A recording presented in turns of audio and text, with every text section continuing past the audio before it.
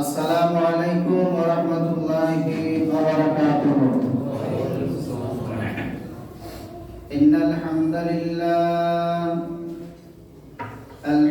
لله نحمده ونستعينه ونستغفره ونعوذ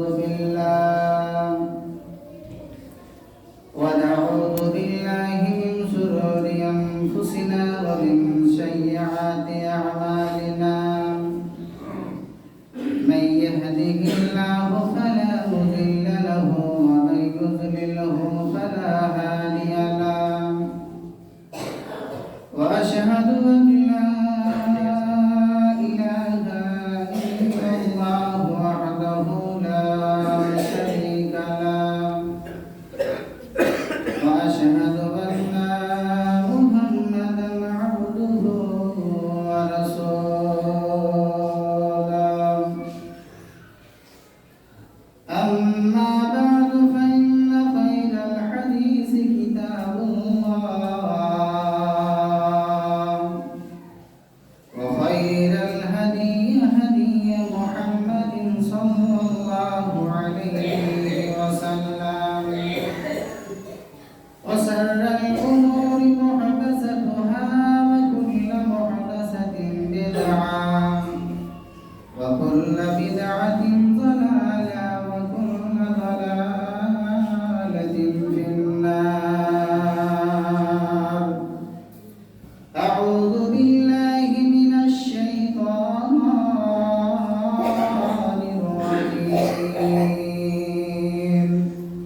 بسم الله الرحمن الرحيم. إن الذين قالوا ربنا الله ثم استقاموا تتنزل عليهم الملائكة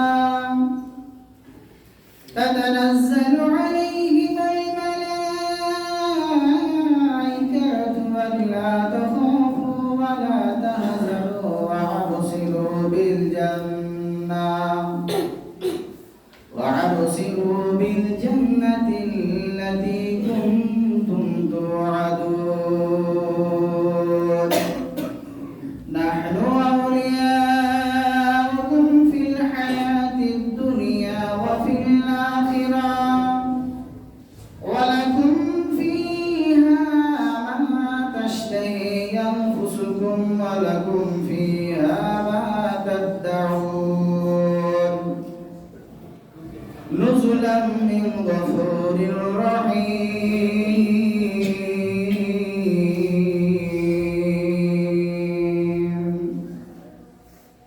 بارك الله لنا ولكم في القرآن العظيم ونفعنا وإياكم بالآيات وذكر الحكيم.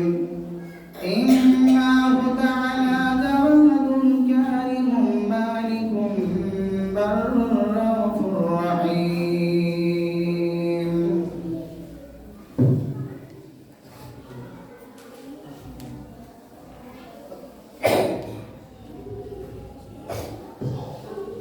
الحمد لله الذي لم يزل عالما قديرا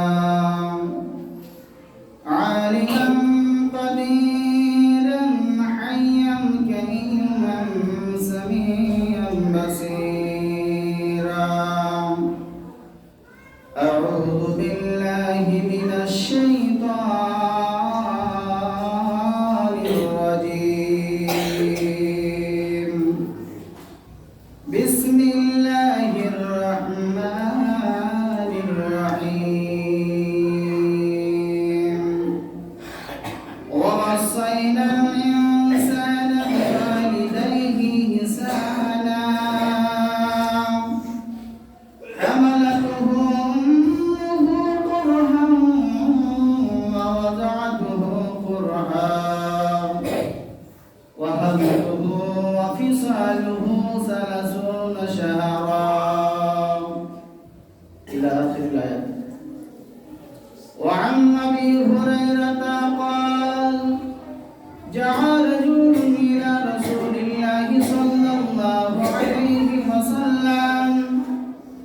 فقال يا رسول الله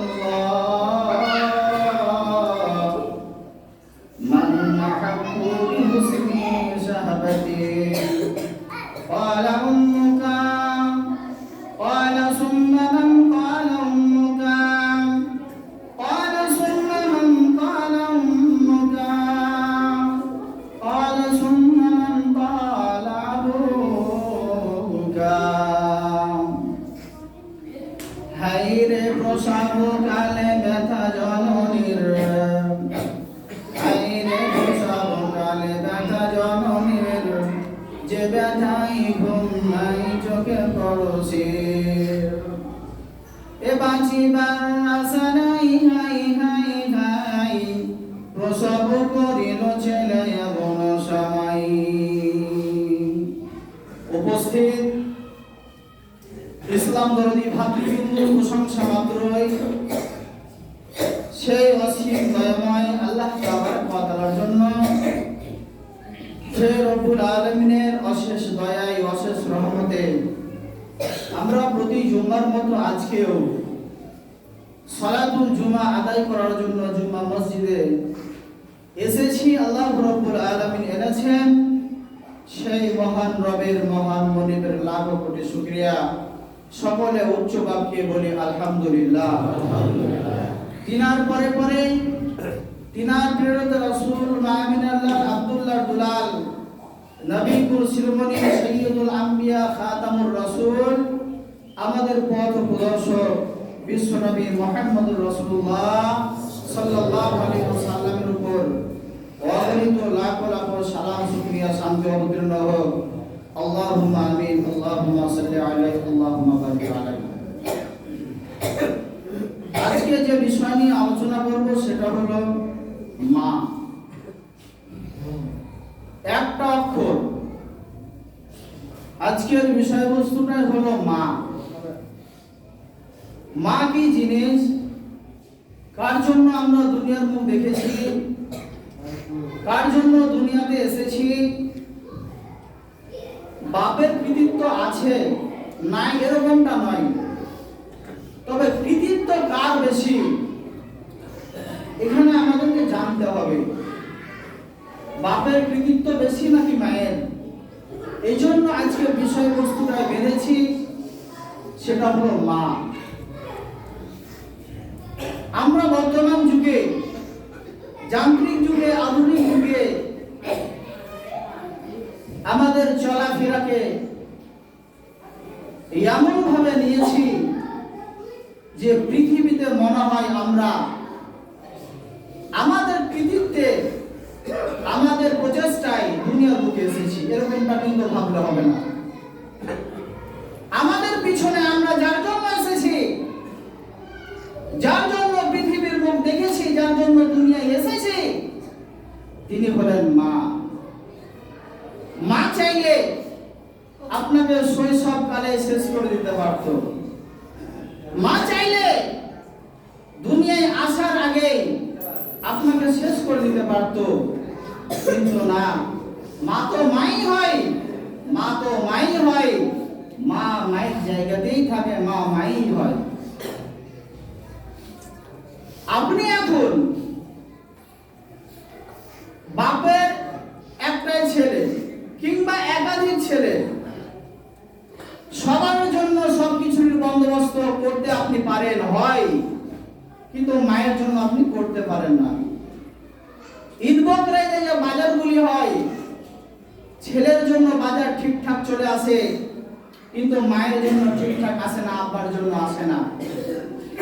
বাজার সবকিছু ঠিকঠাক আছে, আপনি মায়ের সন্তান, মায়ের ছেলে, আপনার ইচ্ছা যাচ্ছে যে মায়ের জন্য আমি কিছু বাজার করি, কিছু সয়দা করি, আপনার মন চাইছে, নিয়েছিল, বাড়িতে এসে যে সব বাজার ঘাট করেছেন এক এক করে বের করছেন, সব কিছুই ঠিকঠাক ছিল।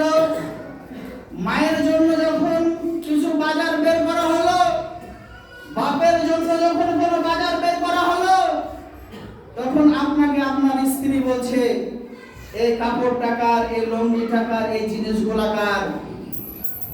তখন আপনি ভয় করে বলছেন যে এই জিনিসগুলো আব্বা এবং মায়ের জন্য এনেছে। তখন বউ উত্তর দিচ্ছে, কে তোমাকে বলেছে অযথা পয়সা খরচা করতে? কে বলেছে? তোমাকে তো আমি একবারও বলিনি যে তোমার মায়ের জন্য তোমার আব্বার জন্য কিছু নিয়ে আসবে। তখন ছেলেটা বলছে, আমার ভুল হয়ে গেছে, এরপরে আর হবে না। এই যে বাজার ঘাটগুলো করেছি, এরপরে আর হবে না। বন্ধু, তোমাকে বলছি, তোমার মন মস্তিষ্ক ওইভাবে ধোলাই করে দিয়েছে, ওইভাবে ধোলাই করে দিয়েছে যে তোমাকে চাই মায়ের কাছ থেকে দূরে সরিয়ে রাখো, তোমাকে চাই বাপের কাছ থেকে দূরে সরিয়ে রাখো। এটা সকল সময় সে চাই যেন মায়ের সঙ্গে বাপের সঙ্গে সম্পর্ক ভালো না থাকে। আর তুমি বোকাটা ছেলে, তুমি বোকা ছেলে, তুমি তোমার স্ত্রীর কথা শুনে মাকে আলাদা করতে দ্বিধাবোধ করছো না, বাপকে আলাদা করতে দ্বিধাবোধ করছো না। তুমি কেমন ছেলে, তুমি কেমন কাপুরুষ, তুমি বেটা ছেলে নাকি মেয়ে ছেলে? তোমার ভেতরে হিতাহিত জ্ঞান নাই? তুমি কি কিছু বোঝো না? তোমার স্ত্রীকে তুমি বলতে পারো না? তুমি তোমার জায়গায় থাকবে, মা মায়ের জায়গাতে থাকবে, আব্বা আব্বার জায়গাতে থাকবে, আত্মীয় স্বজনের জায়গাতে থাকবে। তুমি বিয়ে করেছো, তোমার শ্বশুর বাড়ির দিককার যখন কোনো লোক আসে, তোমাকে টাকা পয়সা খরচা করতে একটুকু গায়ে লাগে না, একটুকু তুমি দ্বিধাবোধ করো না। যেখানে 500 টাকা খরচা করলে হয়ে যাবে, তুমি সেখানে 1000 টাকা খরচা করো। তুমি ভাবো, তুমি চিন্তা করো যে আমার শাশুড়ি আমার শ্বশুর যেন আমার নাম করে, আমার শালা যেন আমার নাম করে, আমার শালীরা যেন আমার নাম করে, আমার ভাইরা যেন নাম করে, আমার ভাইরা বেটারা যেন নাম করে।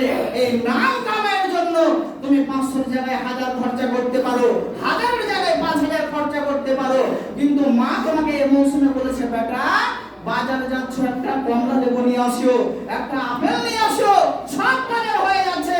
মায়ের জন্য তুমি একটু কমলা লেবু নিয়ে আসতে পারলে না, একটু আপেল নিয়ে আসতে পারলে না। যে জিনিসগুলো তোমাকে বলেছিল ছেলে হিসাবে, সেই জিনিস তুমি করতে পারলে না। তোমার স্ত্রী যেগুলো বলেছিল সেগুলো তন্ন করে বাজার করেছো।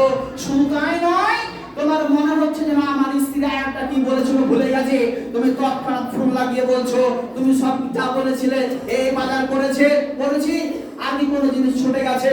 তখন স্ত্রী বলছে, তোমার এই জিনিসটা ছুটে গেছে, শর্ট করে বাজার হয়ে গেল।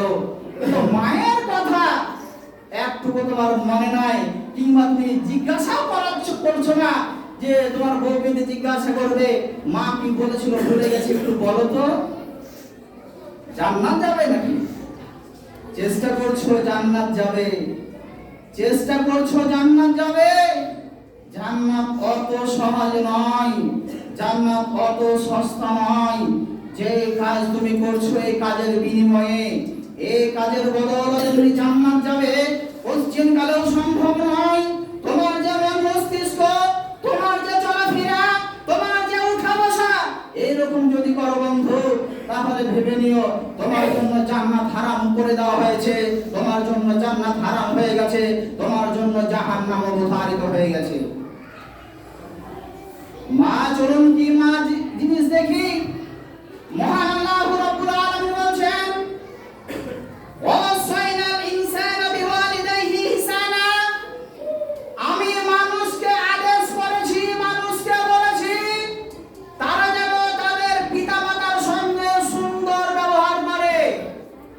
এটা আল্লাহর আদেশ, করতে হবে, আপনি বাধ্যতামূলক আপনাকে করতেই হবে, যে কোনো মূল্যে হোক। কেন? আল্লাহ বলেছেন সেহেতু আপনাকে করতে হবে। পিতামাতার সঙ্গে সুন্দর ব্যবহার করতে হবে। কেন সুন্দর ব্যবহার করবে? তোমাকে মা কষ্ট সহকারে গর্ভে ধারণ করেছিলেন, শুধু গর্ভে ধারণ করেছিলেন এরকম কোনটা নয়, বলছে কষ্ট সহকারে তোমাকে দুনিয়ার মুখ দেখিয়েছেন, কষ্ট সহকারে তোমাকে প্রসব করেছেন সেই মা। মায়ের মূল্য তুমি 5 পয়সা দিচ্ছ না, মাকে তুমি 5 পয়সা মূল্যায়ন করছো না, যার জন্য তুমি মুখ দেখলে এখানে স্বয়ং আল্লাহ রাব্বুল আলামিন আদেশ করছেন যে মায়ের সঙ্গে সুন্দর ব্যবহার করবে, মায়ের সঙ্গে খারাপ মা কি অবস্থায় তোমাকে 10 মাস 10 দিন রেখেছিলেন মাই জানে, অন্য কেউ জানে না। কি কষ্ট, মা খেতে বসেছেন, তুমি পেটের ভেতরে আসো, তা সত্ত্বেও তুমি লাথি মারছো পেটের ভেতরে, গুঁতা মারছো পেটের ভেতরে। তোমার জ্বালাতে, তোমার কষ্টে মা খেতে বসেও খেতে পারেনি, মা খেতে চেয়েছিল খেতে পারেনি, তুমি পেটে থাকা অবস্থাতেও জ্বালিয়েছিলে বন্ধু। ও যুবক, তোমাকে বলছি, তুমি দুনিয়ার বুকে এসেছো, বড় হয়েছো, তারপরে কেন মায়ের সঙ্গে বেঈমানি করছো? তুমি এখনো মাকে খেতে দাও না, এখনো তুমি মাকে দেখতে পারছো না। তুমি পেটে যেভাবে জ্বালাতন করেছিলে, তোমাকে এখন বুঝতে হবে, আমি দুনিয়ার মুখ মায়ের জন্য দেখেছি, মায়ের জন্য পৃথিবীতে এসেছি, এমনি এমনি দুনিয়াতে আমি আসিনি। বড়ই কষ্ট করে আমার মা দুনিয়ার মুখ দেখিয়েছেন। এই মায়ের কথা মহান আল্লাহ রাব্বুল আলামিন বলেন, শুধু তাই নয়, তুমি যে মায়ের দুধ পান করেছো, তুমি যে মায়ের দুধ পান করেছো, তুমি যে মায়ের দুধ খেয়েছো, তোমার স্তন্য ছাড়তে সময় লেগেছে 30 মাস। রাগ করে তো তোমাকে একদিনও দুধের জায়গাতে ভাত খাইয়ে দেয়নি। রাগ করে তোমার মা তো একদিনও শক্ত খাবার তোমাকে খাইয়ে দেয়নি। বুকের যে দুধ মহান আল্লাহ রাব্বুল আলামিন যে নিয়ামত মায়ের বুকে দিয়েছেন, যে নিয়ামত মহান আল্লাহ রাব্বুল আলামিন মার মাধ্যমে তোমাকে দিয়েছেন, এই মায়ের মূল্য কি তুমি একবারও দেবে না? মাকে কি তুমি একবার মূল্যায়ন করবে না? মায়ের তুমি দুধ খেয়ে বড় হয়েছো, মায়ের তুমি দুধ খেয়ে বড় হয়েছো, চাইলে তোমাকে আছাড়ে মেরে মেরে ফেলে দিতে পারতো, মারেনি। তুমি সন্তান তো, এই জন্য তোমাকে মারতে পারেনি। মায়ের মমতা আলাদাই, মায়ের মায়া আলাদাই, মায়ের ভালোবাসা সম্পূর্ণ আলাদাই। এই জন্য একজন সাহাবী এসে বলছেন, হযরত আবু হুরায়রা থেকে বর্ণিত, আগন্তুক এক ব্যক্তি আসলেন, আসার পরে জিজ্ঞাসা করছেন, ইয়া রাসূলুল্লাহ, ওগো আল্লাহর নবী, আমার কাছে সবচাইতে ভালোবাসা পাওয়ার যোগ্যতা কে রাখে? আল্লাহর নবী সাল্লাল্লাহু আলাইহি ওয়াসাল্লাম বললেন, তোমার মা। প্রথম নাম্বার বলছেন তোমার মা, দ্বিতীয়বার আবার জিজ্ঞাসা করছেন, তারপরে কে? আল্লাহর রাসূল। তখনও বলছেন তোমার মা। তৃতীয়বার আবার জিজ্ঞাসা করলেন, ইয়া রাসূলুল্লাহ, তৃতীয়বার কে? তখন আল্লাহর নবী সাল্লাল্লাহু আলাইহি ওয়াসাল্লাম বলছেন তোমার মা। চতুর্থবার লোকটা না থাকতে পেরে বলল, ইয়া রাসূলুল্লাহ। একবার বললেন, দুইবার বললেন, তিনবারও বললেন, চতুর্থবারে যদি বলেন কে, তখন প্রিয় নবী হযরত মুহাম্মদুর রাসূলুল্লাহ সাল্লাল্লাহু আলাইহি ওয়াসাল্লাম বললেন তোমার পিতা। মায়ের অধিকার সবচাইতে বেশি তোমার উপরে, মায়ের অধিকার সবচাইতে বেশি তোমার উপরে রাখে। মাকে তোমাকে মূল্যায়ন করতেই হবে, তাতে যে কোনো মূল্যে হোক। মায়ের ঋণ কোন সময় আপনি শোধ করতে পারবেন না। আমরা শুনে এসেছি, এখনো শুনছি, আগামীতেও শুনবো আল্লাহ বাঁচিয়ে রাখলে। এবং সঙ্গে সঙ্গে জানিও, মায়ের জন্য তুমি যাই করো না কেন, সেটাই মায়ের জন্য তোমার তুচ্ছ হয়ে যাবে। তুমি মায়ের জন্য যাই করবে সেটাই কম হয়ে যাবে। তুমি তোমার মায়ের জন্য যা করবে সেটাই কম হয়ে যাবে। তুমি মায়ের জন্য যা করবে তুমি করবে বটে, কিন্তু মায়ের ঋণ কোনো সময় শোধ করতে পারবে না। আমার বন্ধু, মা কি জিনিস? চলুন আর একটু বলে আপনাকে, চেষ্টা করবেন সকল সময়, যাদের মা দুনিয়া থেকে চলে গেছে, আব্বা দুনিয়া থেকে চলে গেছে, তাদেরকে বট বৃক্ষ ভাববেন। বট বৃক্ষ কি? বটের গাছ। বটের গাছে যে ফলগুলা হয়, এগুলা কার্যকরী ফল নয়। বটের গাছে যে জিনিসগুলা ধরে, ওইগুলা কার্যকরী জিনিস নয়। যে বটের গাছের কাছে গেলাম, বটের গাছে উঠলাম, ফলগুলা পারলাম, খেলাম, খিদা নিবারণ হলো, পেট ভর্তি হলো, এরকমটাও নয়। বন্ধু, বট বৃক্ষের কাজই হলো মানুষকে ছায়া দেওয়া। বট বৃক্ষের কাজ হলো মানুষকে ছায়া দেওয়া। আপনি কাজ করে করে খাসিয়ে গেছেন, কাজ করে করে আপনি বিশ্রামের প্রয়োজন মনে করছেন, তখন দেখতে পাচ্ছেন বট বৃক্ষ মাঠের মধ্যে দাঁড়িয়ে আছে, বটের গাছটা মাঠের মধ্যে আছে। ওইখানে আপনি গেলেন, বটের গাছতলায় বসলেন, আরাম করলেন, আরাম ফরমাইলেন, আরাম করলেন। ওখান থেকে আবার কাজের সূচনা করে দিলেন, কাজ করতে আরম্ভ করলেন। অনুরূপভাবে তুমি তোমার আব্বাকে, তুমি তোমার মাকে খুব সস্তা ভাবে নিও না বন্ধু, খুব সস্তা জিনিস নয়। তুমি যেরকমটা সস্তা ভাবছো সস্তা নয়, তুমি যেরকম জিনিস ভাবছো সেরকম জিনিস নয়। যে মায়ের সঙ্গে তোমার নারীর সম্পর্ক, যে মায়ের সঙ্গে তোমার রক্তের সম্পর্ক, যে মায়ের সঙ্গে তোমার জান্নাত জাহান্নামের সম্পর্ক, তুমি মাকে সস্তা ভেবে নিও না। তুমি মায়ের জন্য আখিরাতকে হারিয়ে ফেলিও না, তুমি মায়ের জন্য দুনিয়াকে হারিয়ে ফেলিও না। মাকে মায়ের জায়গাতে রাখো। বিশ্বনবী মুহাম্মদুর রাসূলুল্লাহ সাল্লাল্লাহু আলাইহি ওয়াসাল্লাম যেভাবে মাকে দেখতে বলেছেন সেভাবে দেখো, মাকে মায়ের জায়গাতে রাখো, বউকে বউয়ের জায়গাতে রাখো, ছেলেকে ছেলের জায়গাতে রাখিও, আত্মীয় স্বজনকে আত্মীয় স্বজনের জায়গাতে রাখিও।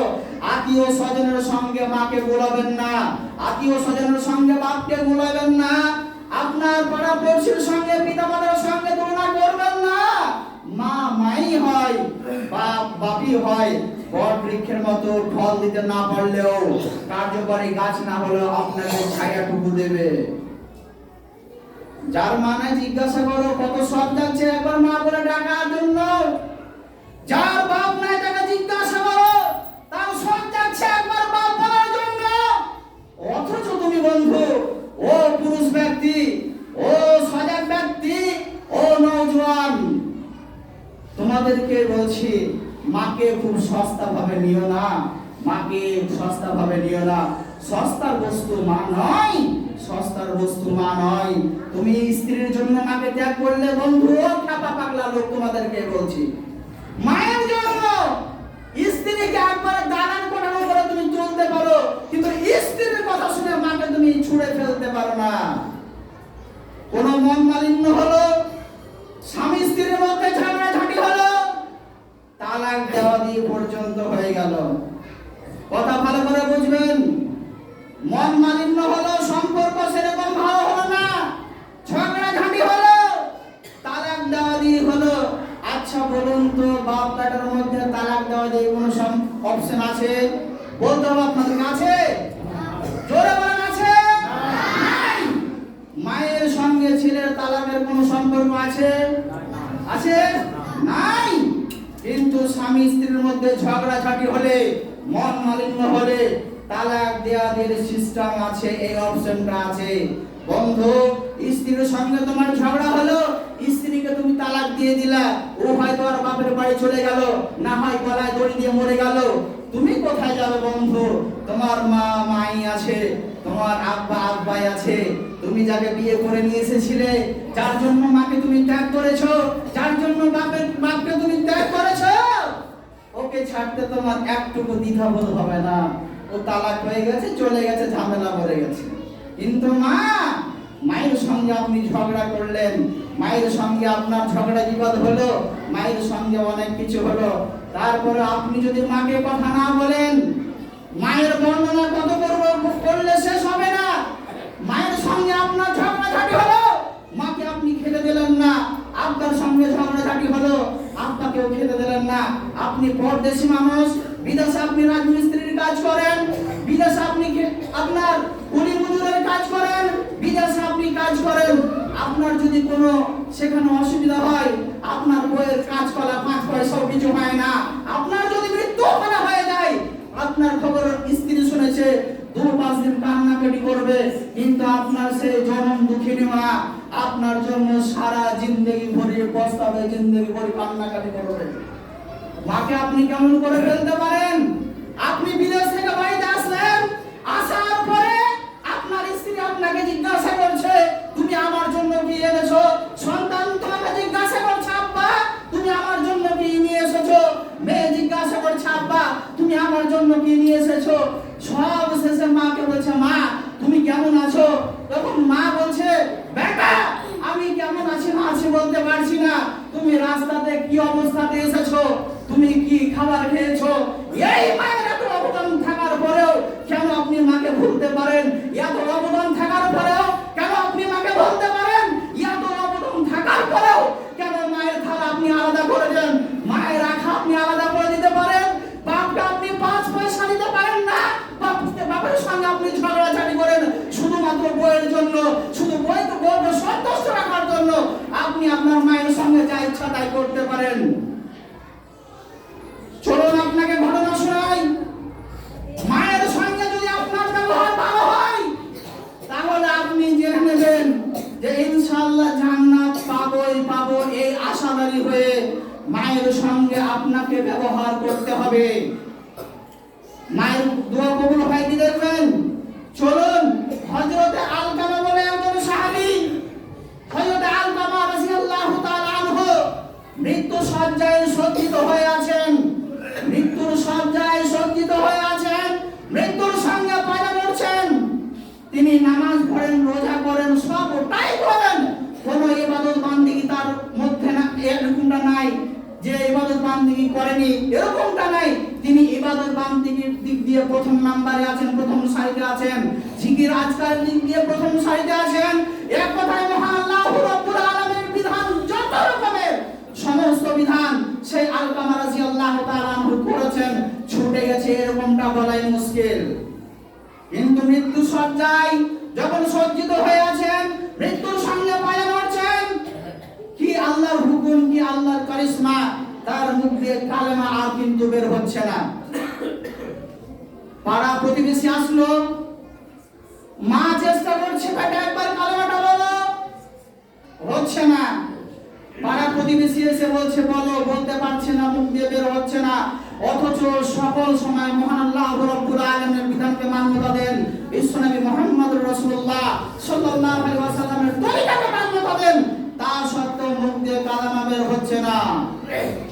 আল্লাহর নবী সাল্লাল্লাহু আলাইহি ওয়াসাল্লাম শুনতে পেলেন আলকামা নামে একজন সাহাবী আছেন, মুখ দিয়ে কালেমা বের হয় না, মৃত্যু শয্যায় সজ্জিত হয়ে আছে, মৃত্যুর সঙ্গে পায়ে ধরছেন, কালেমা মুখ দিয়ে বের করার চেষ্টা করছেন, বের করতে পারছেন না। আল্লাহর নবী সাল্লাল্লাহু আলাইহি ওয়াসাল্লামের কাছে খবর গেল, ইয়া রাসূলুল্লাহ, ওগো আল্লাহর নবী, আপনার একজন ভালো সাহাবী নাম হলো আলকামা, মৃত্যুর শয্যায় সজ্জিত হয়ে আছেন, মৃত্যুর সঙ্গে পায়ে ধরছেন, কিন্তু চেষ্টা করছেন, মুখ দিয়ে কালেমা বলতে পারছে না। আল্লাহর নবী সাল্লাল্লাহু আলাইহি ওয়াসাল্লাম সাহাবীদেরকে বললেন, ওরে সাহাবীবর্গ, যাও যাও একটু চেষ্টা করো। তিনজন সাহাবীকে সেখানে পাঠালেন। পাঠার পরে তারা শত চেষ্টা করলেন, শত চেষ্টা করার পরেও মুখ দিয়ে কালেমা বের করাতে পারলেন না। চেষ্টা করছেন বেলাল, চেষ্টা করছেন সোহেব রুমি, চেষ্টা করছেন আম্মার ইবনে ইয়াসার। তিনজন সাহাবী গেলেন, ভালো ভালো সাহাবী গেলেন, তারা চেষ্টা করলেন, শত চেষ্টা করার পরেও ব্যর্থ হয়ে গেলেন, তার মুখ দিয়ে কালেমা বের করাতে পারলেন না। তারা সেখান থেকে নবী মুহাম্মদুর রাসূলুল্লাহ সাল্লাল্লাহু আলাইহি ওয়াসাল্লামের কাছে পুনরায় চলে গেলেন। যাওয়ার পরে বলছেন, ইয়া রাসূলুল্লাহ, ও আল্লাহর নবী, আমরা চেষ্টা করলাম, ব্যর্থ হয়ে গেছে। আমরা তিনজন ভালো সাহাবী ছিলাম, চেষ্টা করেছি, ব্যর্থ হয়ে গেছে। শত চেষ্টা করার পরেও তার মুখ দিয়ে কালেমা বের করাতে পারিনি। চেষ্টা করছে, মুখ নাড়াচ্ছে, বলতে পারছে না। শত চেষ্টা করার পরও ব্যর্থ হয়ে গেছে। আল্লাহর নবী বললেন, ও সাহাবী বলবো, যাও যাও যাও, একবার খোঁজ খবর নিয়ে দেখো তার দুনিয়াতে পিতা এবং মাতা আছে কি। সাহাবীরা বললেন, ইয়া রাসূলুল্লাহ, ও আল্লাহর নবী, দুনিয়া থেকে পিতা বিদায় নিয়ে চলে গেছে, মা বর্তমানে বেঁচে আছে। মাকে ডাকা হলো, মাকে ডাকার পরে জিজ্ঞাসা করা হলো, ও মা, তোমার ছেলে নামাজের কোনো কমতি রাখেনি, রোজার কোনো কমতি রাখেনি, আল্লাহর বিধানকে সকল সময় মান্যতা দিয়েছে, আল্লাহর বিধানকে সকল সময় মেনে চলেছে, তা সত্ত্বেও মৃত্যু শয্যায় সজ্জিত হয়ে আছে, মৃত্যুর সঙ্গে পাজা নড়ছে। বলো বলো মা, তোমার আলকামা কি হয়েছে, তোমার চিকি ছেলের কি হয়েছে, একটু তুমি বলবে। মা তো বলছেন, ইয়া রাসূলুল্লাহ, ও আল্লাহর নবী, আমার ছেলে আমার চাইতে তার স্ত্রীকে বেশি প্রাধান্য দেয়, আমার ছেলে আমার স্ত্রীকে বেশি মান্যতা দেয়, আমার চাইতে তার স্ত্রীকে বেশি প্রাধান্য দেয়, তার স্ত্রী যা বলে তাই করে, আমি যেটা বলি সেটা করে না, তার স্ত্রী যদি ডানে চলতে বলে ডানে চলে, তার স্ত্রী যদি বামে চলতে বলে বামে চলে, তার স্ত্রী যদি বলে বসো বসে যায়, তার স্ত্রী যদি বলে এখান থেকে অন্য জায়গায় চলে যাও চলে যায়। কিন্তু আমি না, তাকে যদি কোনো কথা বলি, যদি বলি ডানে যাও বামে যাই, যদি বলে বামে যাও ডানে চলে যাই, যদি বলে পিছনে যাও সামনে চলে যাই, এক কথায় আমার কথা সে শোনে না। মান্যতা দেয়। তখন আলকামার মাকে বলা হলো, আলকামার মা, তুমি তোমার সন্তানকে যদি না মাফ করে দাও, তোমার সন্তানকে যদি ক্ষমা না করে দাও, তাহলে তোমার আলকামা দুনিয়াতে যেমন বাঁধন অবস্থাতে আছে, কিয়ামতের দিন তোমার সন্তান বাঁধনে থাকবে, তোমার সন্তান জান্নাত বাদ দিয়ে জাহান্নামায় চলে যাবে। আলকামার মা বলছেন, ইয়া রাসূলুল্লাহ, ও আল্লাহর নবী, আমি আলকামাকে মাফ করতে পারবো না। আপনি যাই বলুন না কেন, আলকামাকে মাফ করতে পারবো না। আপনি যাই বলুন না কেন, অন্য জিনিস আমি মানতে পারি, কিন্তু এই কথাটা আমি মানতে পারবো না।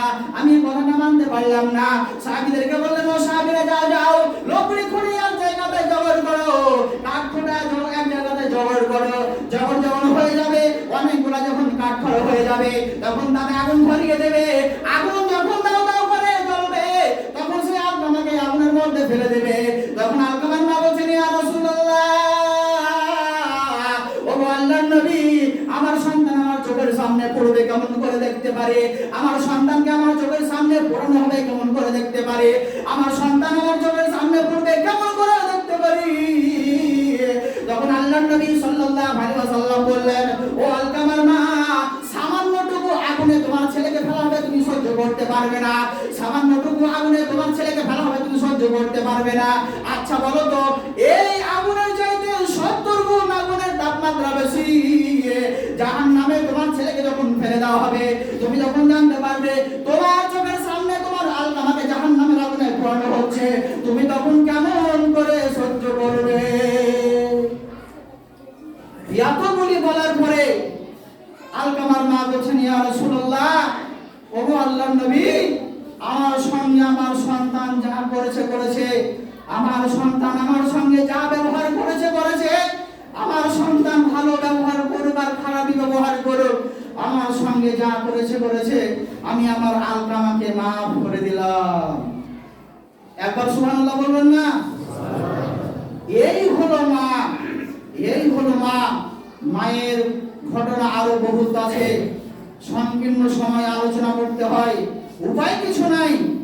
দীর্ঘ আলোচনা, দীর্ঘ বিষয়বস্তু আলোচনা করলাম, আলোচনা রাখলাম।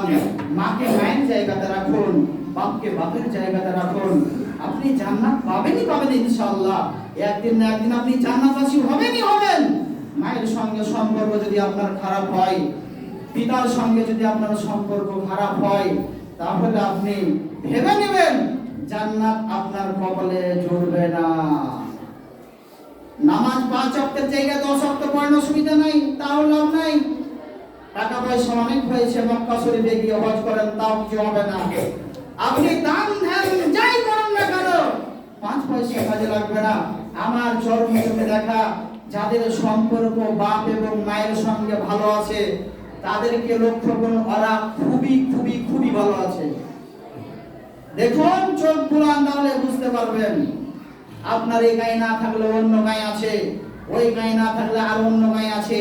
যাদের সম্পর্ক মায়ের সঙ্গে ভালো আছে, আব্বার সঙ্গে সম্পর্ক ভালো আছে, তারা সত্যিকারে ভালো অবস্থাতে আছে। আর বাপ মায়ের সঙ্গে আপনার সম্পর্ক ভালো না থাকলে আপনাকে কুড়ে কুড়ে কুড়ে কুড়ে কুড়ে কুড়ে কুড়ে একরকম যে আপনার কাঠকে পুড়ে, আর বডিটা নরম, মাথাটা শক্ত, ভেতর ভেতর কাঠকে পুড়ে পুড়ে শেষই করে দেয়। ওরকম ভাবে মায়ের সঙ্গে আব্বার সঙ্গে সম্পর্ক যদি আপনার ভালো না থাকে, তাহলে আপনাকে পুড়ে পুড়ে পুড়ে পুড়ে শেষ করে দিবে। তারপরে আপনার কঙ্কালটাকে জাহান্নামে যে পাক মেরে ফেলে দেওয়া হবে। জান্নাত আমরা চাই, জাহান্নাম আমরা চাই না। জান্নাত যেতে চাই, জাহান্নাম থেকে অব্যাহতি পেতে চাই। জাহান্নাম আমরা যাব না। কে কে জাহান্নামে যাবেন না? হাত তুলুন একবার দেখি। জাহান্নামে যাবেন না? হাত তুলতে হবে। নারে তাকবীর, নারে তাকবীর। আজ থেকে আপনারা শপথ করুন, আমরা শপথ করি, আমাদের আব্বার সঙ্গে কথা বলা বলি না থাকলে ইনশাআল্লাহ আজ থেকে বলবো তো? হাত তুলুন দেখি, আজ থেকে বলবো। যারা হাত তোলেন না আর বলবেন না, হয়তো বাপ মা নেই, দোয়া করবেন। হাত সবাই তুলেছেন, শপথ করেছি মায়ের সঙ্গে কথা বলিনি, আজ থেকে মায়ের সঙ্গে কথা বলবো। আব্বার সঙ্গে কথা বলিনি, আব্বার সঙ্গে কথা বলবো। রুজি রোজগারে যদি বরকত আনতে হয়, আব্বার পা ধরে মাপ চাইবেন, আব্বা ভুল করেছি আব্বা, আমাকে মাফ করবেন, আমাকে ক্ষমা করবেন। দেখবেন আজ থেকে বলছি, আল্লাহর শপথ করে বলছি, আজ থেকে যদি আব্বার সঙ্গে সম্পর্ক ভালো রাখতে পারেন, মায়ের সঙ্গে সম্পর্ক ভালো রাখতে পারেন, আজ থেকে দেখবেন ইনশাআল্লাহ আপনার রুজিতে বরকত হবেই হবে। শেষ কথা বলে বক্তব্য শেষ করে দেব। মানে ভাইটাল বিষয় এজন্যই বলছি, এক বিজ্ঞ লোক চোখ বসলো, সে বলছে আমার মা যখন বেঁচে ছিল, মায়ের জন্য প্রতি মাসে 15,000 টাকা করে ওষুধের টাকা লাগতো। প্রতি মাসে ওষুধের জন্য 15,000 করে লাগতো। দিব্যি সুন্দর চলছে। মা যখন ইন্তিকাল করলেন, মরে গেলেন, তারপরে আমি ভাবছি এই 15,000 করে টাকা আমার কিন্তু জমা হওয়া দরকার, জমা হবে ভাবছি। কিন্তু দেখলাম মা মরে গেল, 15,000 টাকা যেটা খরচ করেছিলাম মায়ের পেছনে, ওটা তো জমা দূরের কথা, মনে হচ্ছে খামতি হতে আরম্ভ করলো। গত জুম্মায় বলেছিলাম, আপনার রুজি কেড়ে আপনার আব্বাকে দিবেন না, আপনার রুজি কেড়ে আপনার মাকে দেবেন না, আপনার রুজি কেড়ে আপনার সন্তানকে দেবেন না। যার যেটা রুজি এসে সেটাই খাবে, শুধুমাত্র আপনার মাধ্যমে দিবেন এইটুকুই। ও যুবক, ও তরুণ, তোমাদেরকে বলছি, তোমরাও একদিন তোমাদের পিতার আসনে আসবে। মাদেরকে বলছি, বোনদেরকে বলছি, ও বোন, তোমরা একদিন মাতৃত্বের জায়গাতে আসবে। মাকে মায়ের জায়গাতে রাখুন, আব্বাকে আব্বার জায়গাতে রাখুন। ইনশাআল্লাহ আল্লাহ রাব্বুল আলামিন আমাদের রুজি রোজগারে বরকত দেবেন। আল্লাহ, তুমি আমাদের সকলকে আমল করার তৌফিক দান করো। আমিন। ওয়া আখিরু দাওয়ানা আলহামদুলিল্লাহি রাব্বিল আলামিন। ইবাদাল্লাহ।